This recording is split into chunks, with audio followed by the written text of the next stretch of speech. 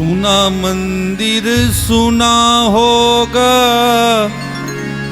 भरी रहेगी मधुशाला मधुशाला।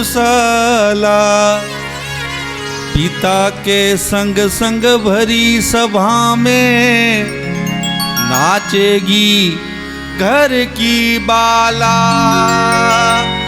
घर की बाला। ओ कैसा कन्या दान पिता ही,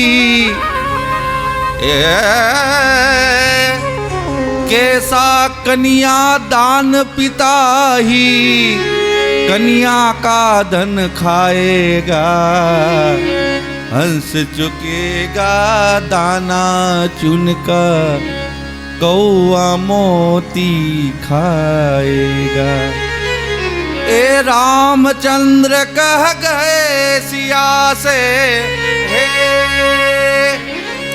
रामचंद्र कह गए सिया से, ऐसा कलियुग आएगा। हंस चुकेगा दाना चुनका, कौआ मोती खाएगा। ओ कौआ मोती। तो कलियुग चाले,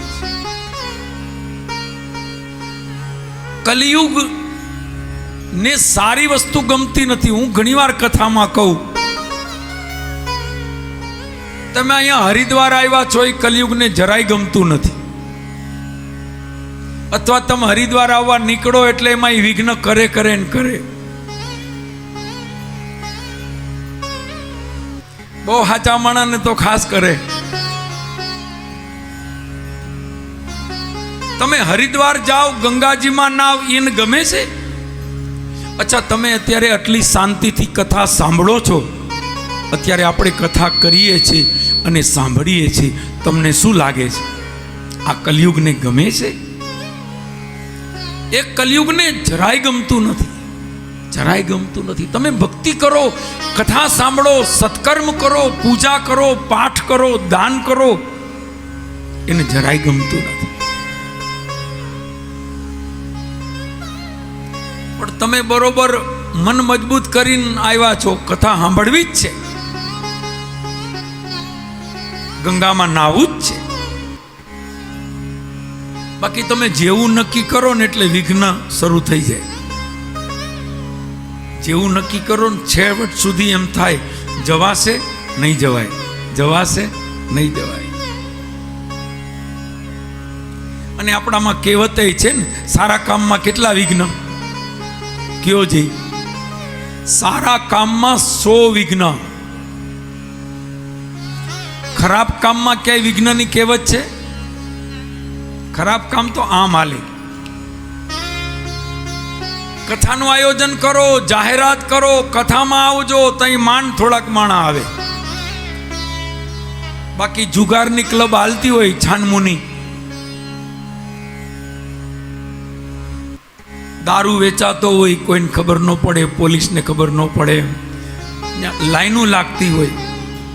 भरी रहेगी मधुशाला, ए मधुशाला। तो ए स्वभाव छे कलियुगनो। कलियुग ने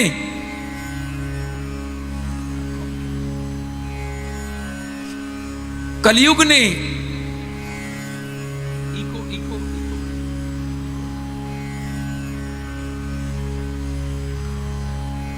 એને સત્કર્મ ગમતું નથી।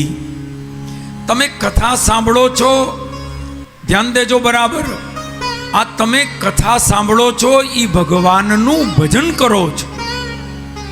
હું સારું લગાડવા નથી કહેતો, તમને એમ થાય કે અમને સારું લગાડે છે। ભાગવતમાં 9ધા ભક્તિ આપી છે, અને 9ધા ભક્તિમાં પહેલી ભક્તિ છે ભગવાનની કથા સાંભળવી। એ ભગવાનની પહેલી ભક્તિ છે।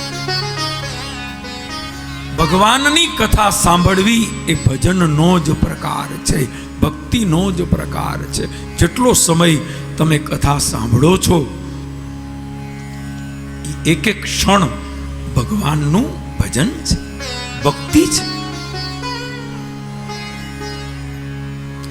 એટલે કથા સાંભળવાનો મહિમા છે.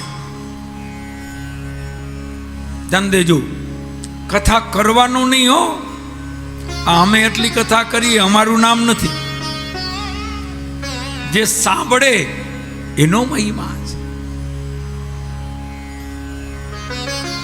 કથા સાંભળવાનો મહિમા છે. શ્રવણ, કીર્તન, સ્મરણ, વંદન આ બધા નવધા ભક્તિના રૂપ છે. ભગવાનની કથા સાંભળવી એ ભક્તિનું પહેલું પગથિયું છે.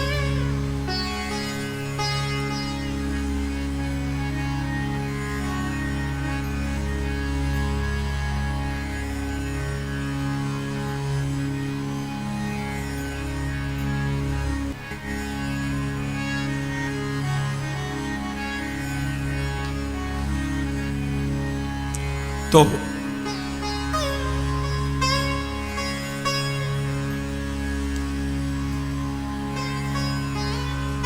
કલિયુગને જીવિત રાખ્યો છે. આગળનો પ્રસંગ પ્રસિદ્ધ છે. આ ઘટના ઘટ્યા પછી ઘણા સમય પછી એકવાર પરીક્ષિત રાજા ખજાનામાં ગયા. ખજાનો જોતા એમાંથી એક મુગટ જોયો. સોનાનો સુંદર મુગટ જોઈ મસ્તક ઉપર ધારણ કર્યો. પહેરતા એની શિકાર કરવાની ઈચ્છા થઈ, હિંસા કરવાની ઈચ્છા થઈ. રાજા ઘોડા પર બેસી પશુ પક્ષીઓને મારવા ગયા. અનેક પશુ પક્ષીઓને માર્યા છે. અને પછી તરસ લાગી, થાક લાગ્યો એટલે સમ્મિક મુનિના આશ્રમમાં આવ્યા. સમ્મિક મુનિ ધ્યાન કરતા હતા. રાજાને એમ થયું આ દંભ કરે છે, પાખંડ કરે છે. મને જોઈને નાટક કરે છે. આવો વિચાર કોને આપ્યો? ઓલા માથે જે મુગટ છે એમાં કલિયુગ છે. અને કલિયુગ શું કામ છે? એ મુગટ જરાસંઘનો છે. એ મુગટ કોનો છે? જરાસંઘનો છે, પાંડવોનો નથી. ભીમસેન મહારાજ નમૂના સ્વરૂપે લઈ આવ્યા હતા.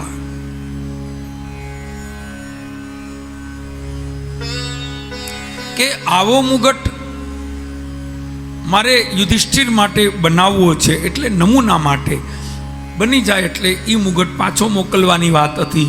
પછી ભૂલાઈ ગયું, રહી ગયું. આ ઈ મુગટ પરીક્ષિતને એમ થયું કે મારા વડીલોનો છે, મારા પિતૃઓનો છે, પણ એનો નહોતો. ઈ મુગટે પાપ કરાયું. ઋષિના ગળામાં મરેલો સર્પ નાખ્યો. રાજા ઘરે આવ્યા. હજી ભૂલ સમજાતી નથી. શમ્યકના પુત્ર સંગી આવ્યા. પિતાના ગળામાં મરેલું સર્પ જોઈ દુઃખ થયું. ક્રોધમાં શાપ આપ્યો છે, હે રાજા, આજથી 7મા દિવસે તક્ષક નામનો સર્પ તમને કરડશે અને તમારું મૃત્યુ થશે.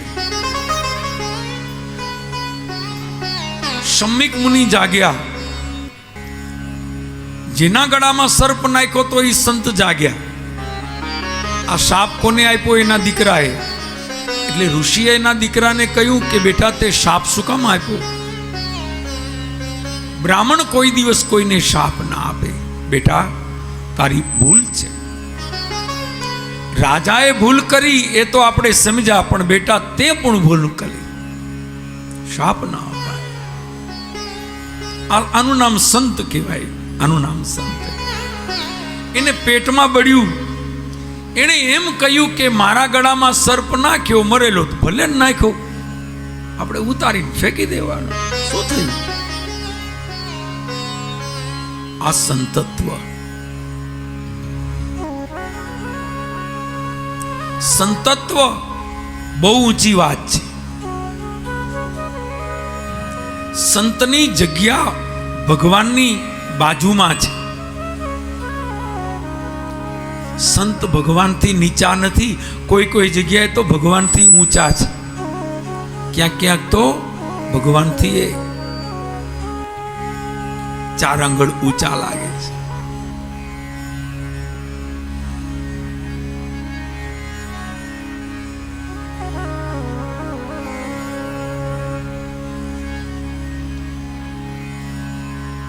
નરસિંહ મહેતાના પિતાનું શ્રાદ્ધ ભગવાન કરાવે, પિતા નરસિંહ મહેતાના, અને શ્રાદ્ધ કરાવે કોણ? ભગવાન. તો નરસિંહ મહેતા મોટા કે ભગવાન મોટા? નરસિંહ મહેતાના ઘરે એનું કામ કરવા આવ્યા બાપા નરસિંહ મહેતાના, અને એનું શ્રાદ્ધ કરે છે પરિબ્રહ્મ પરમાત્મા. તો એની ભક્તિમાં કેવી શક્તિ, એની ભક્તિમાં કેવી તાકાત.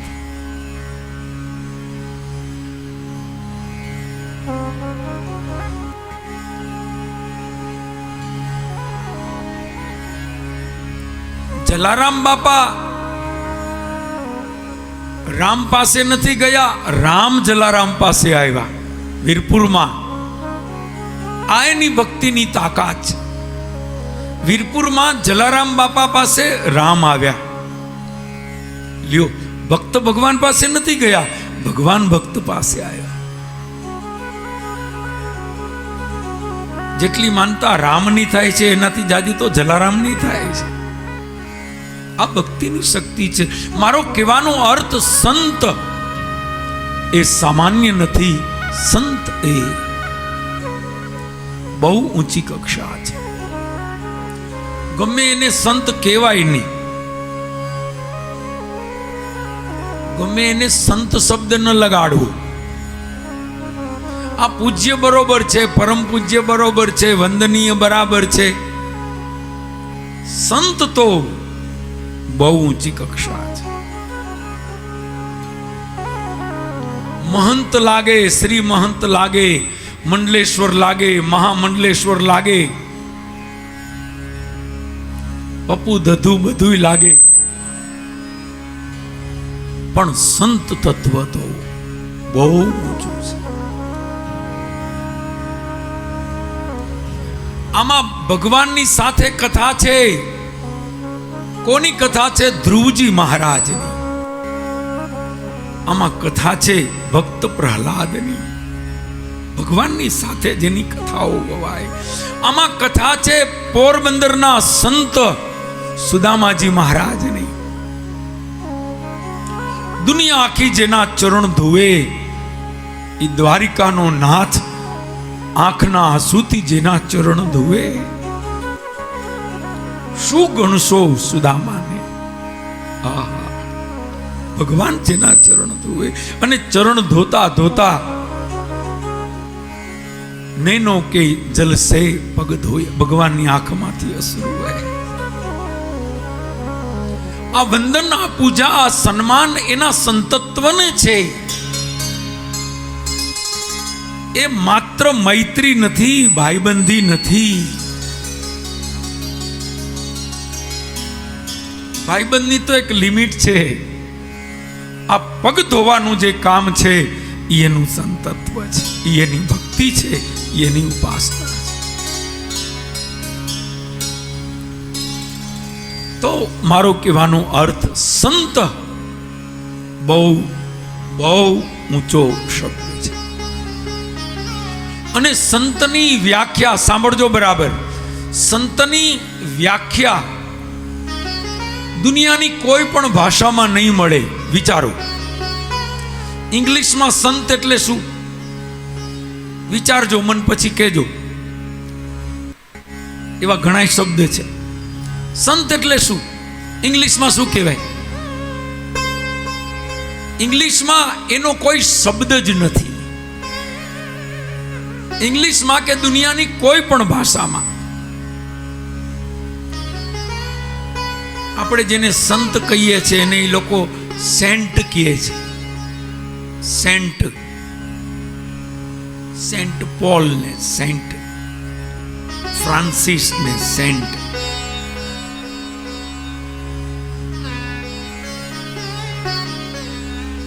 સંત, સંત શબ્દનો પેરેલલ શબ્દ તમને દુનિયાની કોઈ ભાષામાં નહીં મળે. બીજો શબ્દ છે સત્સંગ. ગોતી જોજો. સત્સંગનો એવો જ અર્થ તમને સમજાવી શકે એવો શબ્દ તમને ક્યાંય મળે તો. ત્રીજો શબ્દ છે સદગુરુ. સદગુરુ, સદગુરુ એટલે ગાઈડ કહેવાય. હવે ગાઈડ તો અવળો શબ્દ છે. ગાઈડ, સદગુરુ નો પેરેલલ શબ્દ તમને ક્યાંય નહીં મળે. સદગુરુ, સંત, સત્સંગ. ચોથો શબ્દ છે શાસ્ત્ર. અને શું કહેશો? નવલકથા કહેશો? સ્ટોરી કહેશો? શું કહેશો? વિચારો. આ શાસ્ત્ર પુરાણને કયા શબ્દમાં, બીજી ભાષામાં એવો કયો શબ્દ છે કે તમે આને બોલાવી શકો? સ્ટોરી બુક, નવલકથા, વાર્તા. આ વાર્તા નથી, સ્ટોરી નથી, નવલકથા નથી. શાસ્ત્ર છે, પુરાણ છે. મારો કહેવાનો અર્થ સનાતન હિન્દુ ઋષિ સંસ્કૃતિ એવી અદ્ભુત, અદ્વિતીય, અનુપમ છે કે દુનિયાની કોઈ ભાષા, કોઈ સંસ્કૃતિ ત્યાં પહોંચી શકવા માટે અસમર્થ છે. આપણે કોઈ ભાષાનો વિરોધ નથી કરતા. અત્યારે જમાનો ઇંગ્લિશનો છે, બધું ઇંગ્લિશમાં જ ચાલે છે. સારી વાત છે, આપણે એનો વિરોધ નથી. પણ આપણી સંસ્કૃતિ તો બેજોડ છે, અદ્ભુત, અદ્વિતીય, અનુપમ છે. ઘણીવાર ઘણાને પોતાનું ન ગમે, બીજાનું બહુ ગમે, બીજાના જ વખાણ કરતા હોય. ચર્ચમાં કે કેવું સારું, મુસ્લિમોના નિયમ કેવા. સારી વાત છે નિયમો, પણ બહુ બીજાનું જોઈને બહુ ખોટા વેમમાં ન રહેવું. આ કઈ તમે શું સમજો છો? સનાતન સંસ્કૃતિ એટલે, સનાતન સંસ્કૃતિ એટલે આ જગતનો આરંભ થયો ત્યારથી જે સર્જાઈ. સનાતન નો અર્થ સહજ. આપણે કોઈને ધર્મ કન્વર્ટ કરવાનું કરીએ છીએ કે કોઈને ભાઈ એવું મિશન ચલાવીએ કે કોઈને આ હિન્દુ બનાવવાનું. આપણે આમ છે આપણામાં એવી વ્યવસ્થા? કોઈને હિન્દુ બનાવીએ, આપણા ધર્મમાં વધારો કરીએ, આપણે કોઈ એ વ્યવસ્થા જ નથી. સનાતન એટલે સહજ, સરળ. દુનિયાનો મોટામાં મોટો ધર્મ છે માનવતા. દુનિયાનો મોટામાં મોટો ધર્મ છે માણસાઈ. અને એ માણસાઈ એટલે સનાતન, સનાતન ઋષિ સંસ્કૃતિ.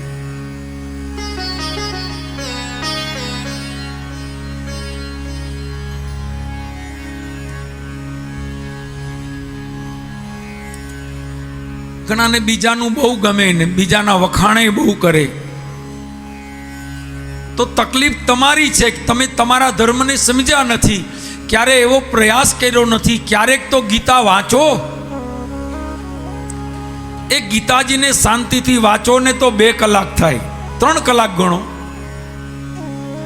3 જ કલાકમાં આખી ગીતાજી પૂરી થઈ જાય. કોક દીક તો વાંચો.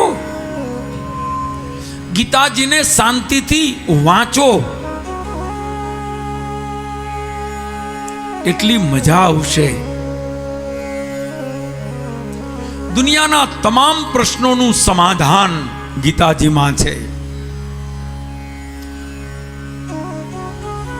તમે કહેશો ગીતાજીનું કયો છો તો ભાગવતનું. ભાગવતે ગીતાજીની જનની છે. ભાગવત પણ અદ્ભુત છે. પણ એટલે ભાગવતનું એટલે ન બોલ્યો કે ભાગવત થોડું મોટું છે, રામાયણજી મોટા છે. એક દિનનો પ્રોગ્રામ નથી. ભાગવત તો રોજ તમે અડધી કલાક તો કે એટલે મોટું એટલે એવું નથી. રોજ તમે પોણી કલાક વાંચો તો 1 મહિને પૂરું થઈ જાય. માસ પારાય રોજ પોણી કલાક વાંચો તો 1 મહિનો થાય.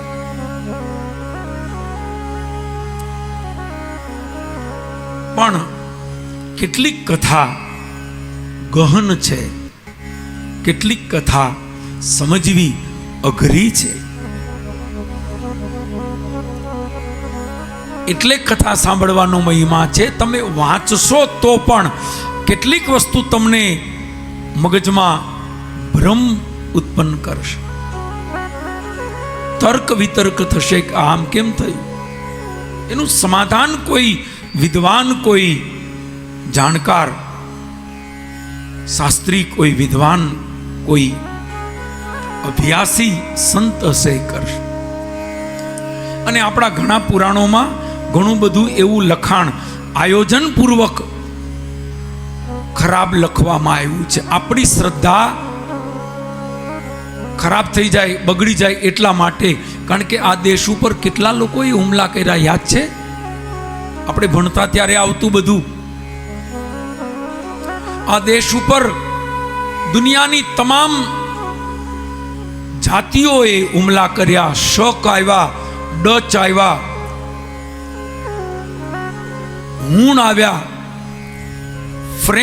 ફ્રાન્સ વાળા આવ્યા, ફ્રેન્ચ લોકો, ફ્રાન્સ વાળા, મુગલો આવ્યા.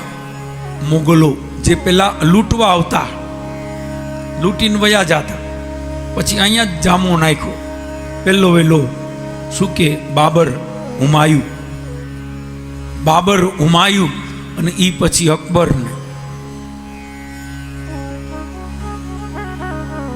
वो लोग जो इस देश को लूटने आए थे, जो लूटने वाले थे, इस देश को अपना मानकर इधर ही रह गए. पता नहीं किसने लिख दिया महान अकबर. अरे वो टुच्चा आदमी महान कैसे हो सकता है? अकबर कई रीते महान. खबर नहीं कोने इतिहास लेखा अपना. भारत आजाद थયું ને ત્યારે શિક્ષણ મંત્રી લગભગ પેલા વેલા તો અબુલ કલામ આઝાદ હતા કે નહીં? અબુલ કલામ ઓલી ટોપી વાળો.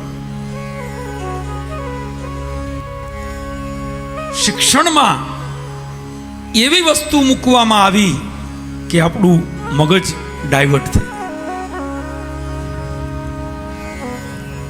અકબર તો કે મહાન. દેશને લૂંટનારો માણસ તમને લૂંટીને પછી તમે એમને એમ કે મજામાં છે ને કઈ ઘટતું હોય તો કહેજો એટલે હારો. તમારું પચાવીને તમને એમ કે કઈ તકલીફ હોય તો કહેજો. તમારું બધું લઈને એને તમે મહાન કહેશો? કઈ રીતે મહાન? તો ખબર નહીં કેવા કેવા પાઠ અને કેવી કેવી શિક્ષણમાં આવી વસ્તુ ઘુસેડવામાં આવી. આ લૈલા મજનુ કોણે ઘુસેડા ખબર નથી. લ્યો લૈલા મજનુ ને આપણે શું લેવા દેવા? લૈલા મજનુ તો અરબસ્તાનમાં થયા, લેવા દેવા વિના. આપણે અહીં લૈલા મજનુ. હવે આપણે એને શું લેવા દેવા છે? તમારે પ્રેમ વખાણવો હોય તો કૃષ્ણ અને રાધાનો વખાણો. પ્રેમ વખાણવો હોય તો રામ અને સીતાનો વખાણો. જાનકી માટે રામજી સેતુ બાંધીને છેટ લંકામાં ગયા. પ્રેમ એને કહેવાય.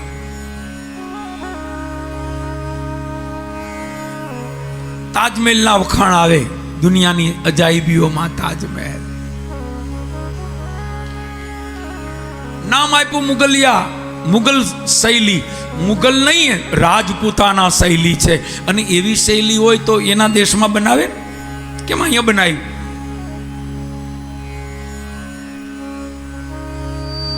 તો વ્યભિચારી, કામી, હગી દીકરીઓ આરે લગ્ન કરનારા, ભયંકર વ્યભિચારી, એના શું ઇતિહાસ હોય, એની શું કથા હોય. એ ભગવાન રામજીએ કહ્યું કે રાજસૂય યજ્ઞ નો થાય તો કઈ નહીં, પણ હું બીજા લગ્ન નહીં કરું. સાંભળજો, રામજીએ કહ્યું કે રાજસૂય યજ્ઞ ન થઈ શકે તો કઈ નહીં, પણ રામ બીજા લગ્ન નહીં કરે. હું એક પત્ની વ્રતધારી છું. લોકોએ કહ્યું મહારાજ આપના પિતાને પણ 3 રાણીઓ છે, આપ લગ્ન કરો તો એમાં કઈ વાંધો નથી, રાજા છો. ભગવાને કહ્યું નહીં, હું બીજા લગ્ન નહીં કરું. આને પ્રેમ કહેવાય, આને સમર્પણ કહેવાય.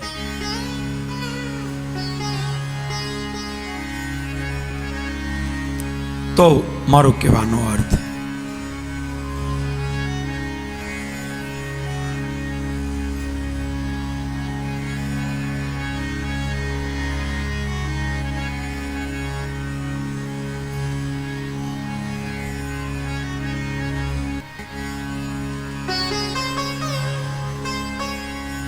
પરીક્ષિત રાજાને પછી તો શમ્મિક મુનિએ 4 શિષ્યોને મોકલી સંદેશ આપ્યો.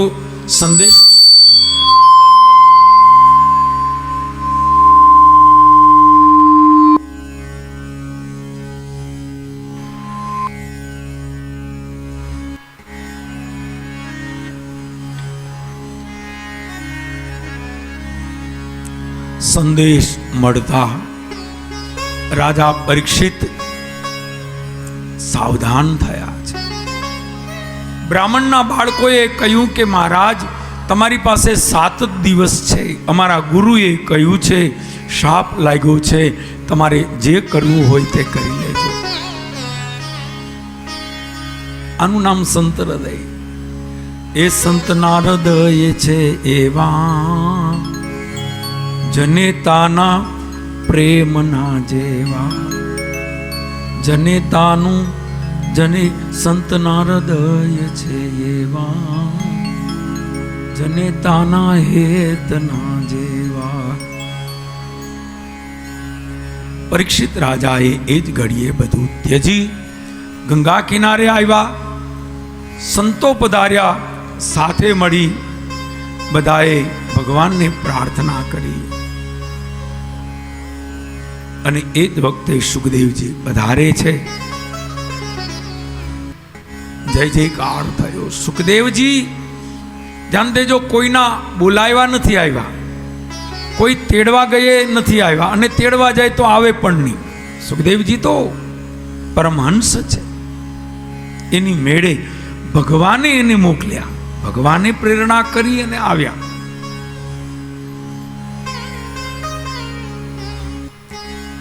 રાજાની ઈચ્છા છે કે સુખદેવજી પધારે અને મને ભાગવત કથા કહે. તો પ્રાર્થના કરી તો ભગવાને સુખદેવજીને મોકલ્યા છે. સુખદેવજી પધાર્યા, જય જયકાર થયો છે. બોલીએ સુખદેવજી મહારાજ કી.